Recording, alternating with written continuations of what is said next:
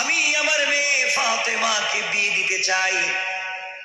মদিনার মসজিদের ভিতরে জুমার সালাতের পরে ঘোষণা করে দিলেন, কেউ কি আছো আমার মেয়েকে বিয়ে করবা? মনে হয় ফাতেমাকে বিয়ে করার লোক নাই। আল্লাহর পয়গম্বর বলেন, কে আছো আমার মেয়ে ফাতেমাকে বিয়ে করবে?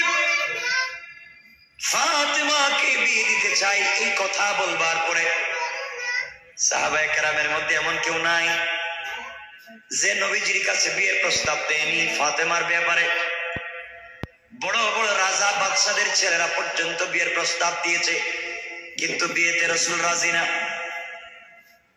এইভাবে দীর্ঘ কয়েক মাস চলে গেল, শত শত বিয়ের প্রস্তাব আসে, কোন বিয়েতে আল্লাহর পয়গম্বর রাজি হতে চান না। হযরতে আবু বকর, ওমর, উসমান বসলেন। তিনজন বসে বললেন, উসমানকে সবাই বলতেছে আপনার তো শালী, আপনার শ্বশুর, আমাদের তো আপনার শ্বশুর আর সে আমাদের মেয়ে বিয়ে করছে, আমরা তার শ্বশুর। ও উসমান, ফাতেমাকে কোথায় বিয়ে দিয়ে যায়? নবীজি কেন রাজি হন না? ভালো ভালো টাকাওয়ালার ছেলেদের কাছ থেকে বিয়ের প্রস্তাব এসেছে, নবীজি রাজি হলেন না। একদিন উসমান আর আবু বকর বলতেছেন, আলীকে ডাক দিয়ে, আলী এদিকে আসো, তুমি কি শুনছো নবীজি মসজিদের ভিতরে ঘোষণা করেছেন ফাতেমার বিয়ের ব্যাপারে? আমি তো শুনছি, কত মানুষ বিয়ের প্রস্তাব দিয়েছে, আল্লাহ রাসূল রাজি না। আমাদের মন বলতেছে তুমি যদি বিয়ের প্রস্তাব দাও তাহলে রাসূল রাজি হয়ে যাবেন। পড়েন সুবহানাল্লাহ। আলী বলছেন, তোমরা কি আমার মায়ের খাওয়াইতে চাও?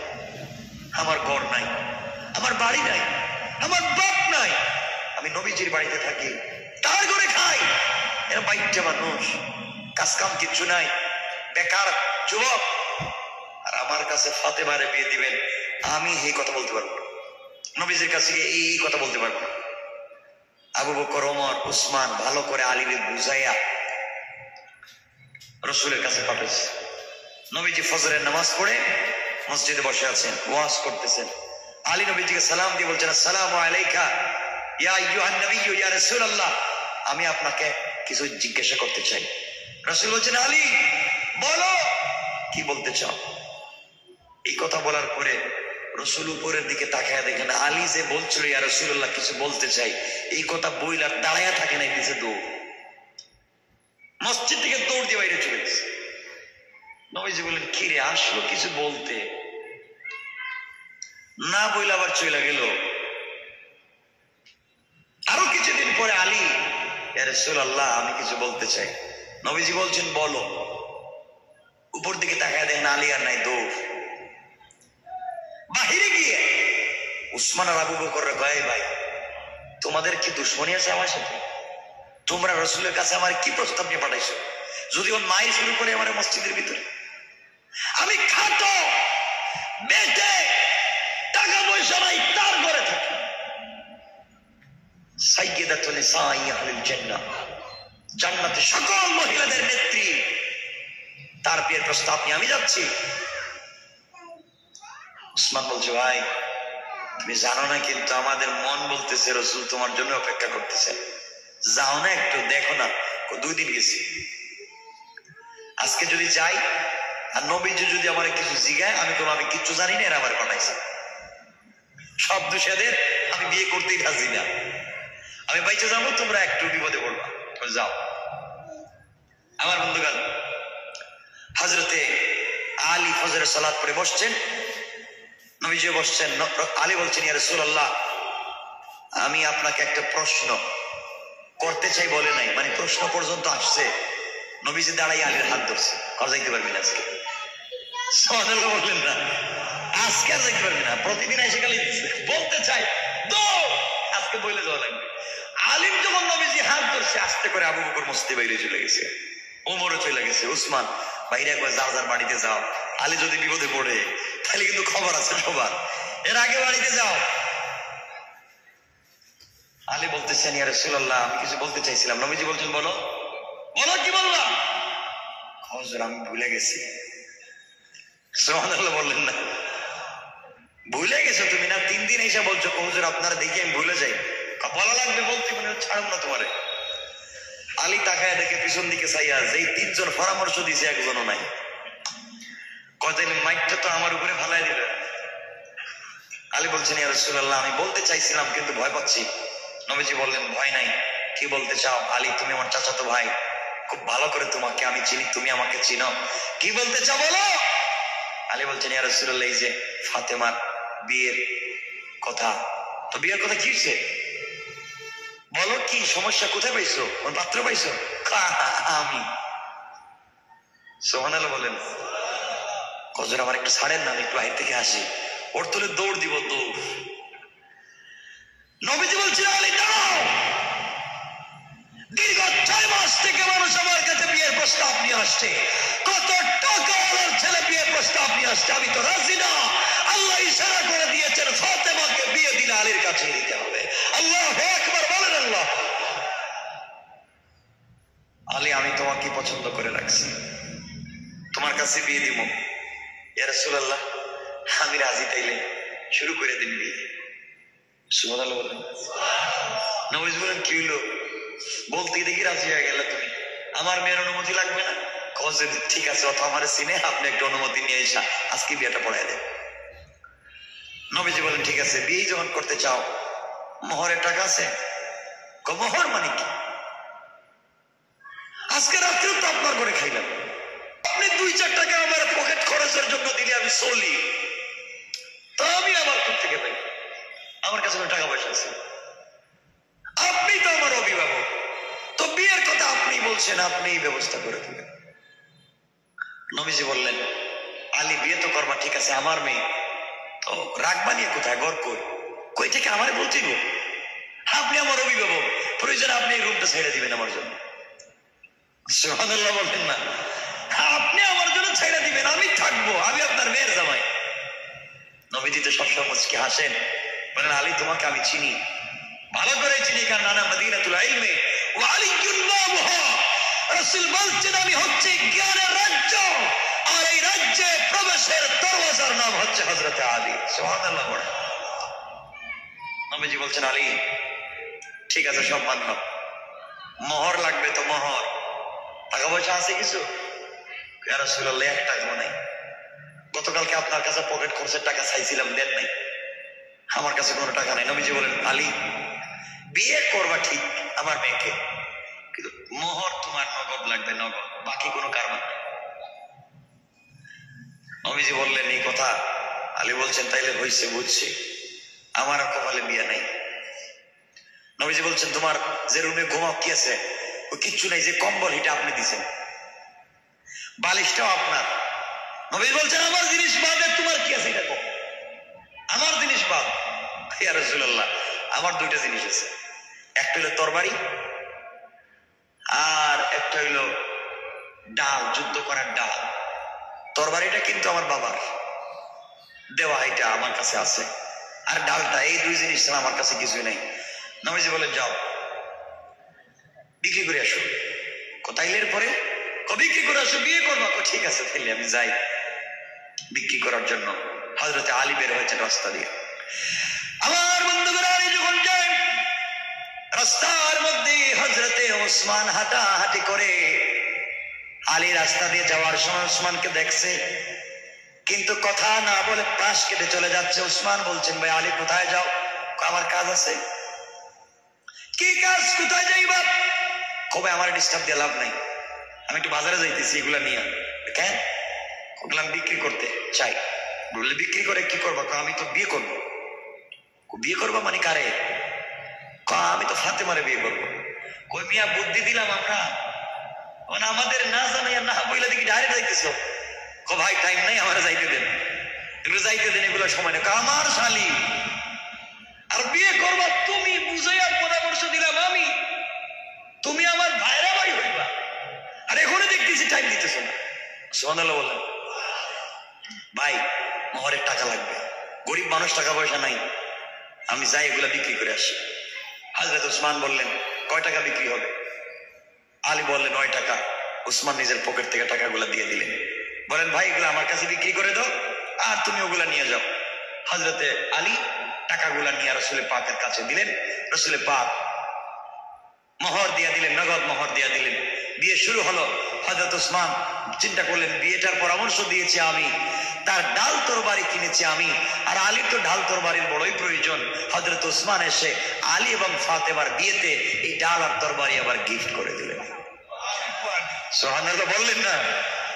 উসমানকে চিনেন, বিয়াও হলো, মোহরের টাকাও হলো, আলী তার ঢাল তরবারিও পাইলো, কার কাছে হাত পাতা লাগলো না। বলেন না সুবহান। ইসলাম কত সুন্দর, ইসলাম কত সুন্দর। আমার বন্ধুগণ, লম্বা কথা, বিয়ে হয়ে গেল। নবীজি বিয়ের সময় আলীকে কাছে ডাকলেন, ডেকে বলছেন, আলী শোনো, বিয়েতে আমি কিছুই দিতে পারি নাই, আমি খেজুর পাতা দিয়ে বানানো একটা তোষক, পানি উঠাবার জন্য একটা মশক, আর রুটি তৈরি করার জন্য একটা চাকতি দিয়েছি, আর ছাড়া কিছু দিই নেই। কিন্তু শোনো, ওটা আমার মেয়ে, আমার মেয়েকে তোমার কাছে বিয়ে দিচ্ছে, খবরদার কখনো তার সাথে অন্যায় আচরণ করবা না, তার দিলে তুমি কষ্ট দিও না। ফাতেমা আমার কলিজার টুকরা, আমার শরীরের অংশ। সুবহানাল্লাহ বলেন না? আলীকে বুঝাইয়া দিলেন। ফাতেমাকে ডাক দিয়ে আলাদা রুমে গেলেন, মা তোমাকে আলীর কাছে বিয়ে দিচ্ছি, আলী আমার কলিজার টুকরা সাহাবী, আলী আসাদুল্লাহিল গালিব, আল্লাহর বিজয়ী বাপ, তোমার স্বামী, মা কখনো আলীর সঙ্গে বেয়াদবি করবে না, কারণ আলী তোমার জান্নাত, আলী তোমার জাহান্নাম। আলীকে সন্তুষ্ট রাখবে, রাসূল আল্লাহ তোমাকে জান্নাত দিয়ে দিবেন। দুইজনকে সুন্দর করে আলাদা আলাদা করে বুঝাইয়া দিলেন বিশ্বনবী। এইভাবে আপনারাও আপনাদের ছেলে মেয়েদেরকে এভাবে বুঝাতে পারেন। কিন্তু রাসূল পাকের সময় তাদের বিয়ে শুরু হতো নামাজ দিয়া, কোরআন তিলাওয়াত দিয়া, আর আজকালকে আমাদের বিয়ে শাদী শুরু হয় ড্যান্স দিয়া, যাত্রা গান দিয়া। ঠিক কিনা বলেন? এই জন্য বরকত নাই। স্বামী স্ত্রী ভালোবাসার মধ্যে কি হলো দেখেন, কষ্ট হচ্ছে না তো? আমার বন্ধুদের এক পর্যায়ে বিয়ে হয়ে গেল, তাদের ঘর কেমন সুন্দর হয়ে গেল মুসলমান শোনো। এই আলী আর ফাতেমা সাইয়্যিদাতুন নিসাই আহলিল জান্নাহ, জান্নাতি মহিলাদের সরদারিনী ফাতেমা আসাদুল্লাহিল গালিব, হযরতে আলী তাদের ঘর চলতেছে, 3 বেলা খাবার জুটে না, 2 বেলা খাবার জুটে না, তাদের ঘরে কোনো কষ্ট নেই, অশান্তি নেই। একবার প্রায় 3 দিন হয়ে গেল ফাতেমার ঘরে কোনো খাবার নাই, আলী কোনো কাজ খুঁজে পাচ্ছেন না।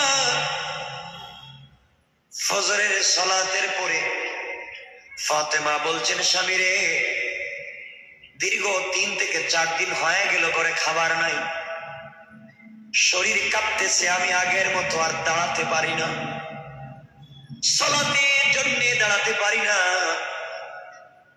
ও আলী, আমি না খেয়ে মারা গেলে আমার কষ্ট নাই, কিন্তু আমার চোখের সামনে যদি আমার কলিজার টুকরা 2টা সন্তান হাসান আর হুসাইন কষ্ট পায়, ওরা যদি কষ্ট পায়, আমি আলী কোনোভাবে ফাতেমা বরদাস্ত করতে পারবো না। সকালবেলা হযরত আলী ঘর থেকে বের হয়ে গেলেন। শোনো, কি বুঝাতে চাই বুঝো। পরিবারের ভিতরে যদি বোঝাপড়ার মাধ্যমে শান্তি নিয়ে আসতে পারো, খাবারের জন্য দৌড়তে হবে না। আল্লাহ বলেছেন, গোলাম রে, ঘরটাকে তোমরা যদি জান্নাতের টুকরা বানাতে পারো, আমি আল্লাহ তোদের জন্য অরিজিনাল জান্নাত থেকে খাবারের ব্যবস্থা করে দিতে পারি। কোন সুবহানাল্লাহ। আমার বন্ধুদের এক পর্যায়ে হযরত আলী সকালবেলা ঘর থেকে বের হলেন, রাস্তায় গিয়ে চাদর মুড়া দিয়ে রাস্তা দিয়ে হেঁটে যায়। আল্লাহর পয়গম্বর আখিরি জামানার নবী জনাবে মুহাম্মদ রাসূলুল্লাহ সাল্লাল্লাহু আলাইহি ওয়াসাল্লাম আসতেছেন। রাস্তায় দেখা হয়ে গেল, আমার নবী ডাক দিয়ে বললেন, আলী, এত সকালবেলা ঘর থেকে বের হয়ে কোথায় যাও বলো তো আমার কলিজার টুকরা? ফাতেমা কেমন আছে, হাসান আর হুসাইন কেমন আছে, আমাকে কি বলা যাবে?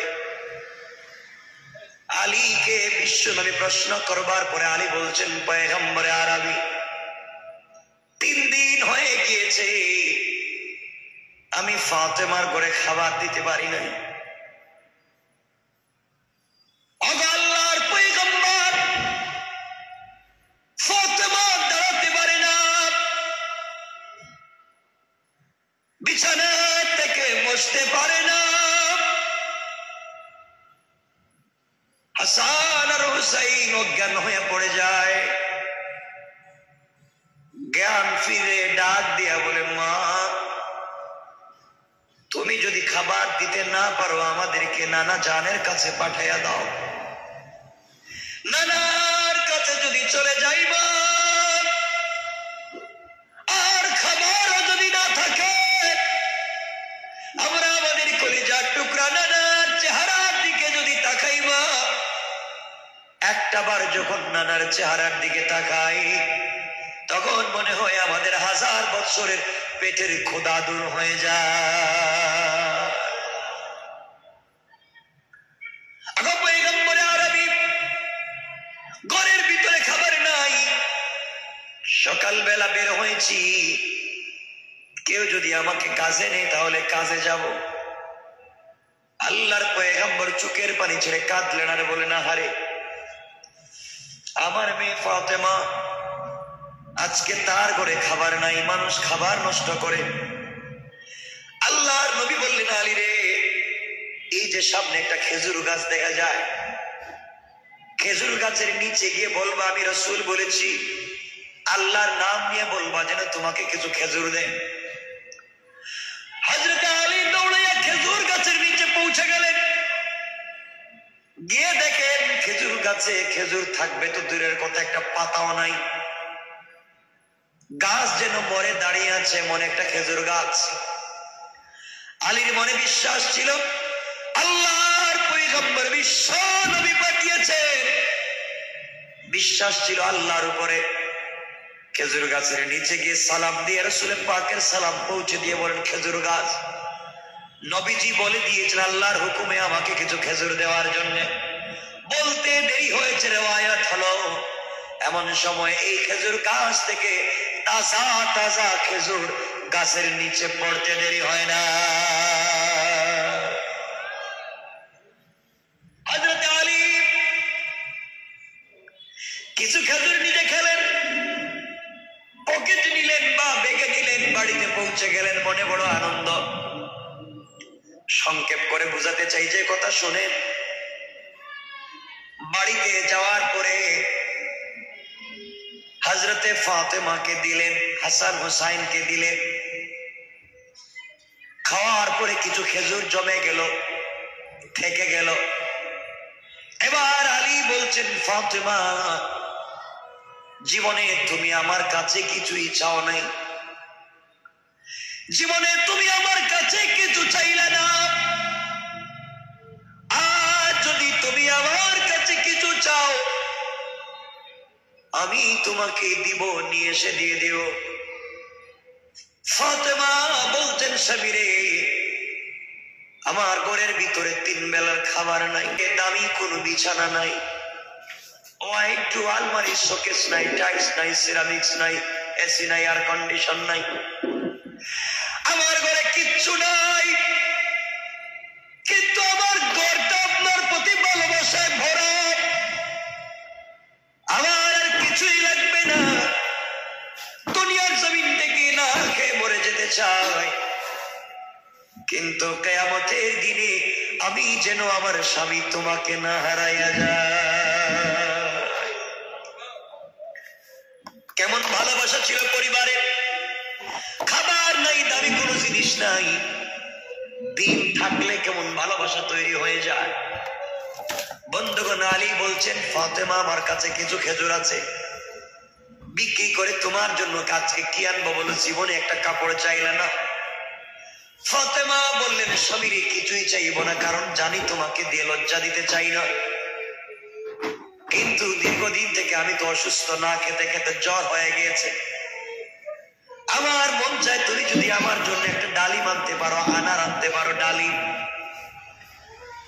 আমার কলিজাটা ঠান্ডা হয়ে যাবে, জীবনে কিছুই চাইলাম না, একটা ডালিম চাইলাম। হযরত আলী বলছেন, স্ত্রী তুমি ডালিম চেয়েছো, আমি নিয়ে আসবো। কি বুঝাতে চাই শুনো। হযরত আলী রাদিয়াল্লাহু তাআলা আনহু বাজারে গিয়ে খেজুরগুলাকে বিক্রি করে দিলেন। একটা ডালিম কিনলেন, একটা আনার কিনলেন, পকেটে নিলেন। মনে বড় আশা, আরে আমার স্ত্রী ফাতেমা জীবনে কিছুই চায় নাই, কোনদিন আমার কাছে একটা টাকার কোন জিনিস চাইল না, খেয়ে না খেয়ে করে পড়ে আছে, এরপরেও ভালোবাসার কমতি নাই। আজ আমার কাছে মাত্র একটা ডালিম চেয়েছে, ডালিম নিয়ে বাড়িতে যাই, মন খুলে নিজের হাতে ভেঙ্গে স্ত্রীকে খাওয়াবো। মনের ভিতরে ভালোবাসা প্রেম নিয়ে ঘরের দিকে আসা শুরু করে দিলেন। এদিকে আসমানের উপরে আল্লাহর ফেরেশতারা বলা বলে শুরু করে দিলেন। আল্লাহর পয়গম্বরের সাহাবীরা আল্লাহর রাস্তায় শুধু দান খয়রাত করে যায়। একজন ফেরেশতা বললেন, থাকলে দে, না থাকলে কে কারে দেয়। আরেকজন ফেরেশতা বলতেছেন, নবীজির সাহাবীদের চরিত্র হলো থাকলেও দে, না থাকলেও দে। আল্লাহ ডাক দিয়ে বললেন, ফেরেশতারা এই ব্যাপার নিয়ে ঝগড়া করার দরকার নাই। কে তাকায়া দেখো, আমার একটা গরীব গোলাম সাহাবী আলী বাড়িতে যায়। আমার আলীকে পরীক্ষা করে দেখো, আমার আলীর চরিত্র কেমন, তার পরিবারের চরিত্র কেমন। একজন ফেরেশতা মানুষের সুরত ধরে ভিখারির বেশে চাদর দিয়ে মোড়া দিয়া রাস্তার মধ্যখানে বসে বসে কাঁপতেছে আর কাঁপতেছে। আলী যখন রাস্তা দিয়ে চলে যায়, ডাক দিয়া বলছেন, ও আলী আপনি কোথায় যান, আপনি কোথায় যান। আলী বললেন, আমি বাড়িতে যাই। ফেরেশতা ভিক্ষুকের বেশ নিয়ে বলছেন, আলী রে,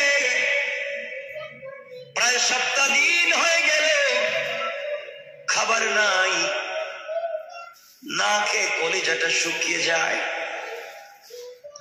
তোমার কাছে যদি কোনো খাবারের জিনিস থাকে আমাকে দাও। আলী বলছেন, বাইরে তোমাকে দেওয়ার মতো আমার কাছে কিছুই নাই। ফেরেশতা ডেকে বলছেন, আলী রে, তোমার পকেটে তো একটা ডালিম দেখা যায়, তুই না বললা কেন? আমরা হইলে বলতাম তোমার চোখে ঠাডা পড়ছে। আমার জীবনে স্ত্রী কিছুই চায় না, একটা ডালিম চাইছে, তার দিকে তোমার চোখ গেল।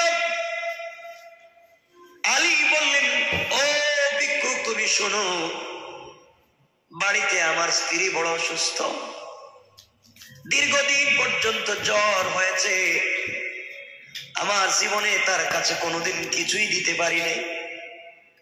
আজকে আমার কাছে একটা ডালিম চাইছে, জ্বরে আক্রান্ত হয়েছে, বাড়িতে নিয়ে যাই।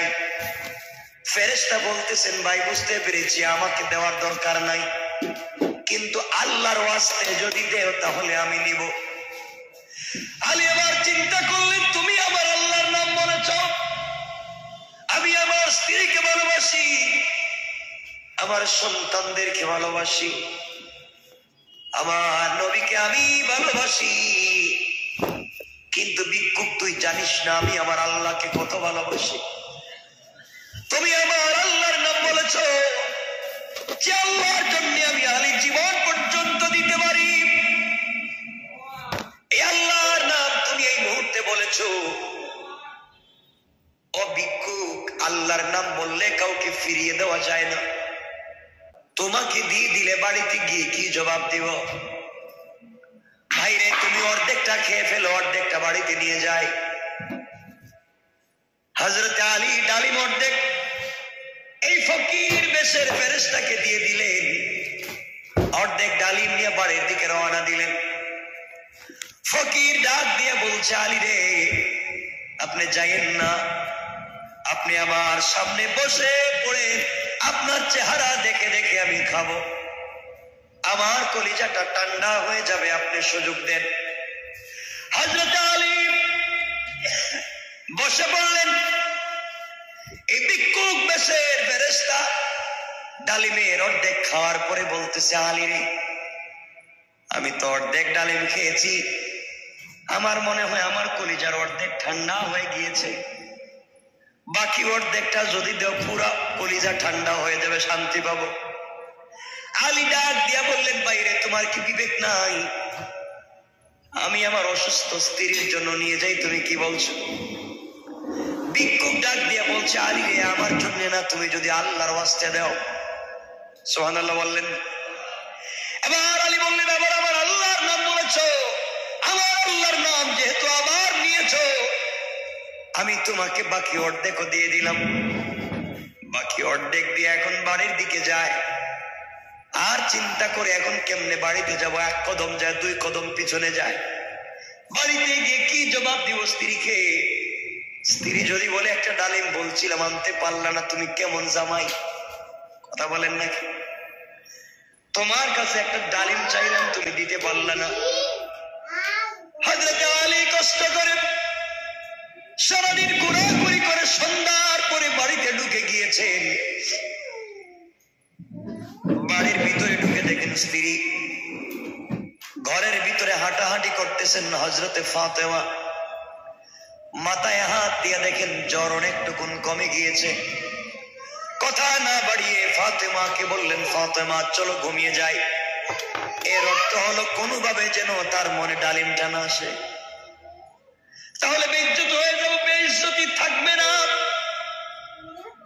ঘুমিয়ে গিয়েছেন আর আল্লাহর কাছে বলতেছেন, আল্লাহ তাআলা কোনোভাবে যদি ডালিমের কথা মনে না হয়, এভাবে যদি রাত্র শেষ হয়ে যায়, সকাল বেলা আমি একটা ব্যবস্থা করে দেব। এইভাবে চিৎকার করে করে কান্না করে ঘুমিয়ে পড়লেন।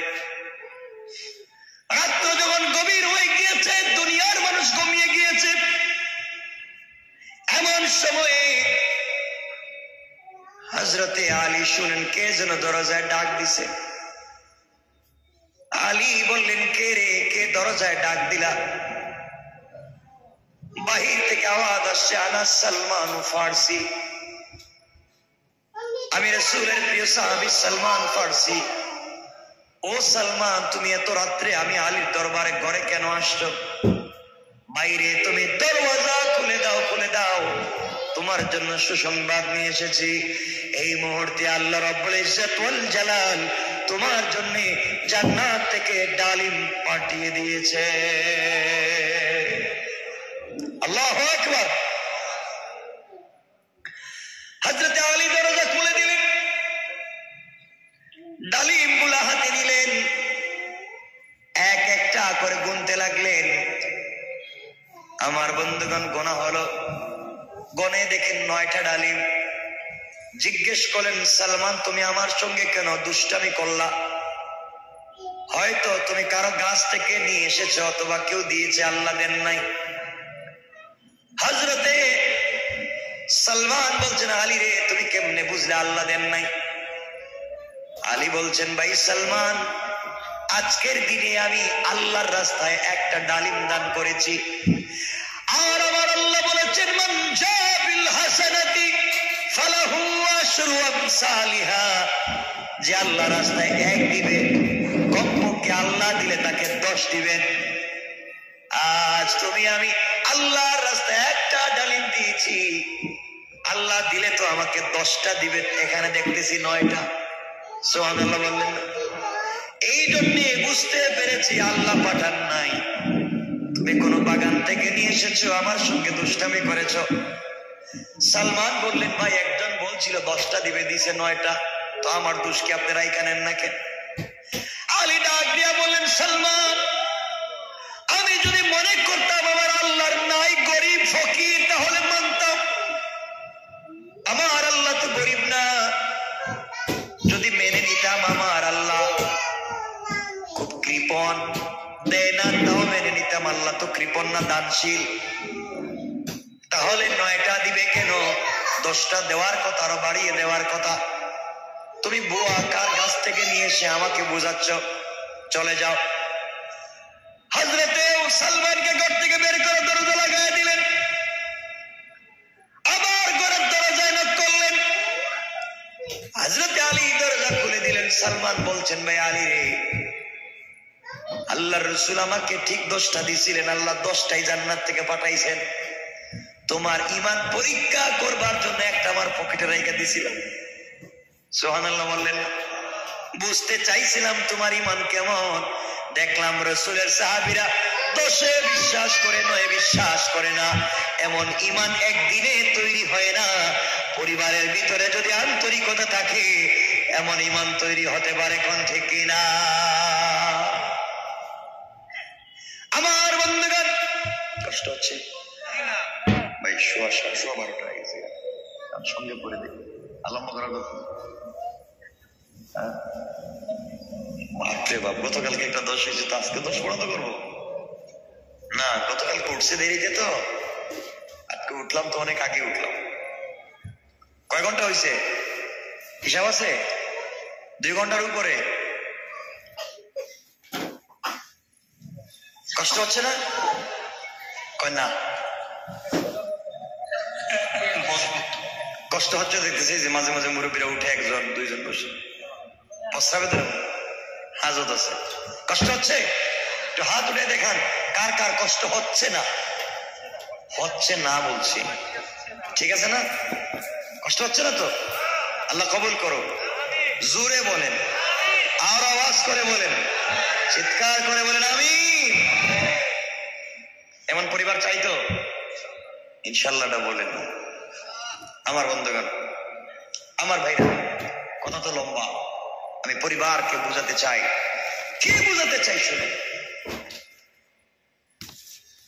আমার ভাইরা, পরিবারকে সুন্দর পরিবার করুন, বুঝা পড়ার পরিবার বানান।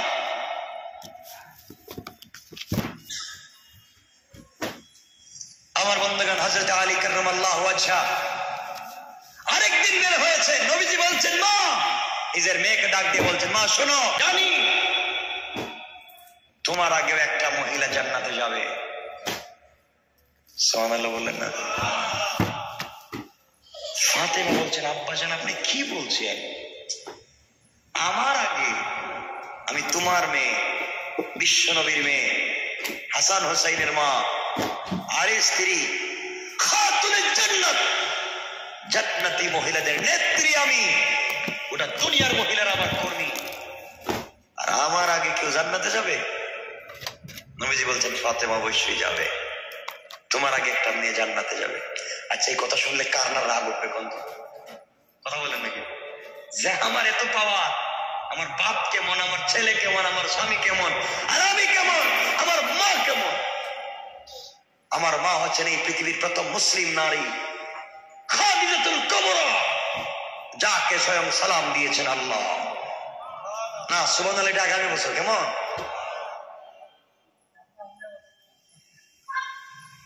এমন মায়ের মেয়ে, এমন বাবার মেয়ে, আর আমার আগে একটা মহিলা জান্নাতে যাবে। বাপ, বিশ্বাস করি না। আপনি আমার এটা বুঝেন কেমনে?